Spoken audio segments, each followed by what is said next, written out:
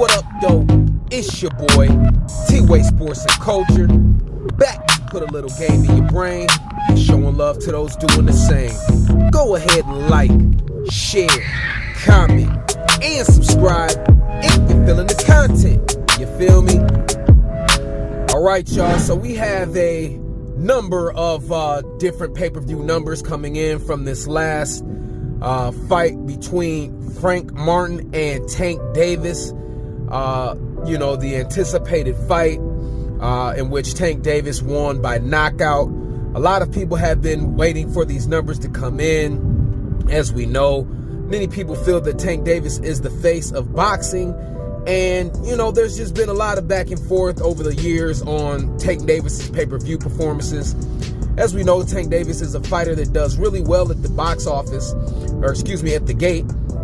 But when it comes to his pay-per-view numbers, they're not the best.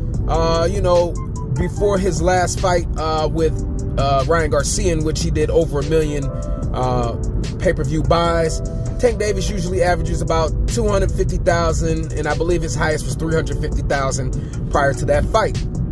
So a lot of fans have been waiting for the numbers to come back in for this fight, and honestly, it's all across the board.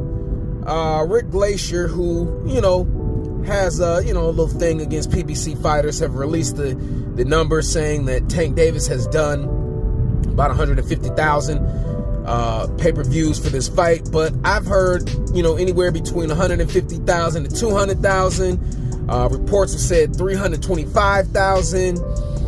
Some reports have said 350,000. So with this new streaming era, it's really hard to get a grasp on the true numbers. You're just not going to get the actual numbers anymore.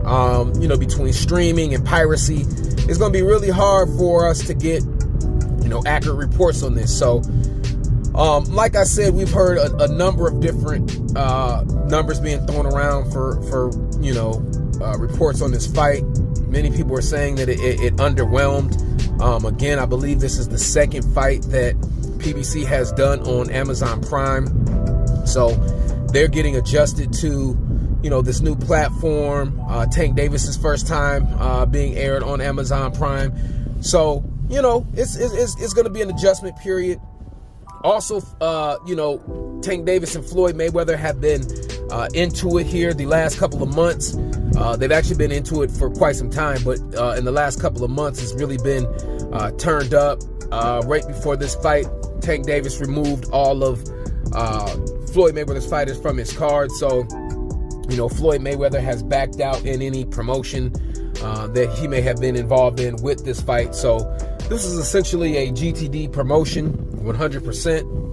And this was Tank's really first foray into the promotional efforts completely 100% on his own. So a lot of people say that may have had something to do with some of the numbers being not as high as they are were expected to be. Floyd Mayweather did all he could to essentially dampen the fight, even at one point saying that the fight was canceled. But it's kind of hard to say that Tank Davis at this point is the face of boxing when it comes to pay-per-view. When you have guys like Canelo Alvarez who are, able to fight pretty much nobodies or unheard of people, or, people without a big name and still sell, 550, 600,000 pay-per-views. So, the numbers are all over the place. Rick Glacier's reporting 150,000, but I've heard anywhere between, that and 350,000. So who knows? We're in this new era of streaming, high piracy, and things of that nature. So we'll never get the full numbers.